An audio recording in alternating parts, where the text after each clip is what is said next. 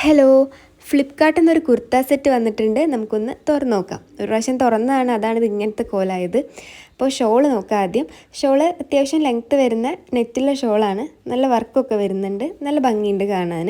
എന്ന് വെച്ചാൽ ഭയങ്കര ലെങ്ത്ത് ഇല്ല, വൺ സൈഡ് ഇടാൻ അടിപൊളിയാണ്. അപ്പോൾ നമുക്ക് പാൻറ്റ് നോക്കാം. ഇതൊരു വിസ്കോസ് റയോൺ മെറ്റീരിയലിലാണ് വരുന്നത്.